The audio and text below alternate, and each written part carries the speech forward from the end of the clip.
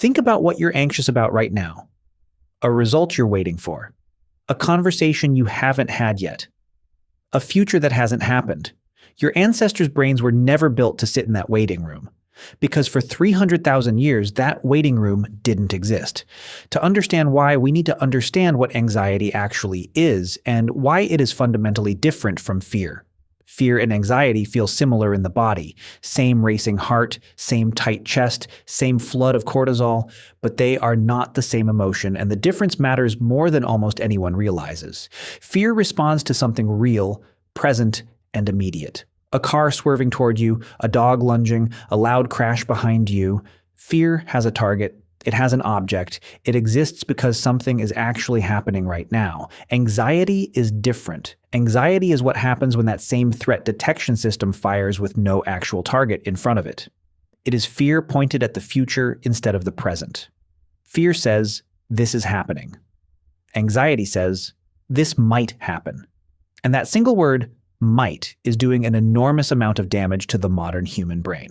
Psychologist Barbara Rothbaum, who has spent decades studying anxiety disorders, describes anxiety as a false alarm system stuck in the on position, scanning for threats that have not occurred and may never occur. Here is what makes this so strange from an evolutionary standpoint. Every other emotion you have exists because it solved a problem your ancestors actually faced. Fear kept you from walking into a predator's path. Disgust kept you from eating something that would poison you. Anger helped you defend resources and status. These emotions respond to something concrete, something happening in the physical world, something your senses can actually detect. Anxiety does not work this way. Anxiety can fire in response to a thought, a memory, a hypothetical, a scenario your brain invented 5 minutes ago that has zero evidence behind it.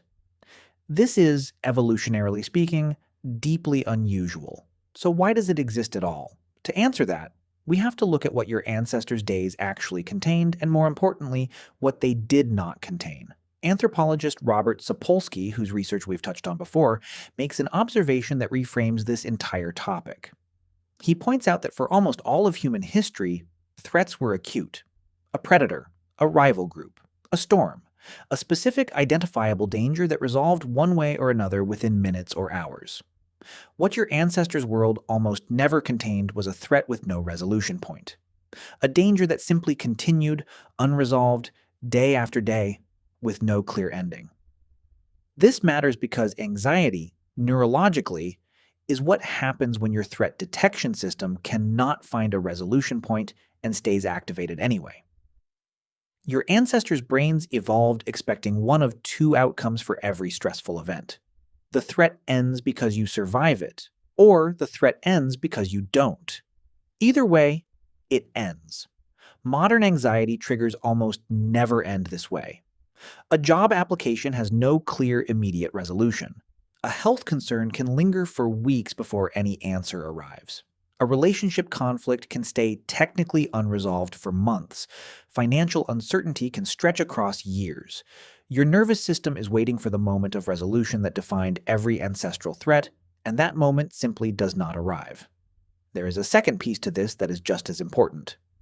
In 1971, anthropologist Marshall Sahlins published research describing hunter-gatherer societies as, in his words, the original affluent society.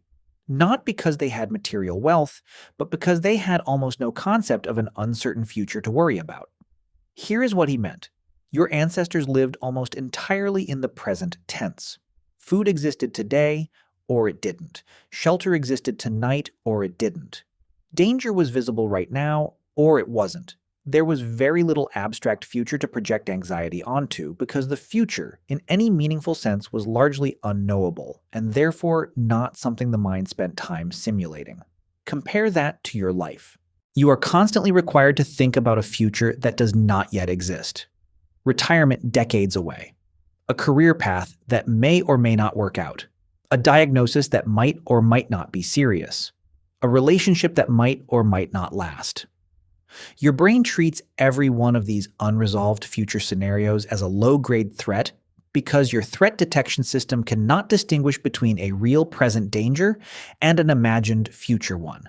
This is sometimes called the simulation problem. And it may be one of the most expensive side effects of human intelligence. The same cognitive ability that lets you plan, prepare, and imagine future outcomes is the same ability that lets you simulate catastrophes that haven't happened and probably never will. Your ancestors had this capacity too, but they had almost nothing to point it at.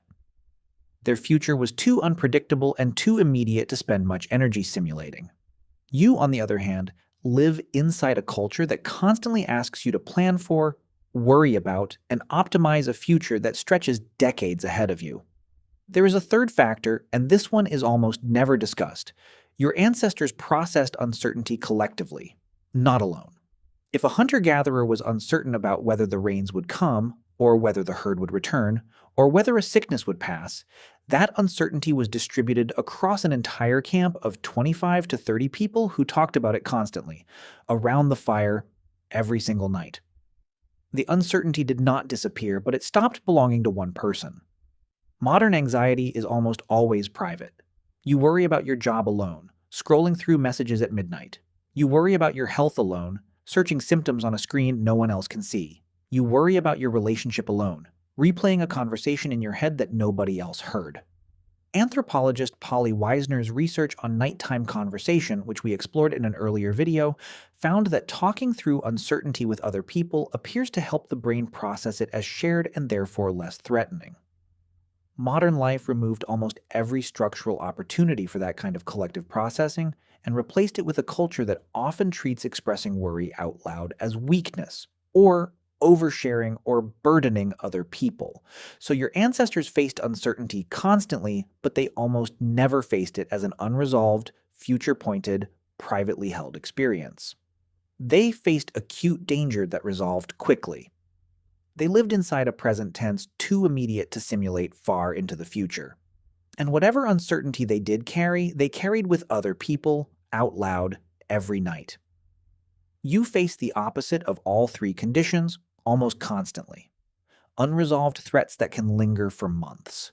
A future you are required to plan for decades in advance. And a culture that pushes you to process all of it alone, internally, often at 2 a.m, staring at a ceiling. This is not a flaw in you. This is a 300,000-year-old threat detection system encountering a world it was never designed to operate inside of. Your amygdala does not know the difference between a lion in the grass and an unanswered text message. It just knows that something is unresolved, and unresolved, to your ancestral brain, has always meant dangerous. The anxiety you feel is not a malfunction. It is an ancient, perfectly functioning alarm system, doing exactly what it was built to do, in a world it was never built for. And maybe the first step isn't making the alarm stop. Maybe it's finally understanding why it never learned how to.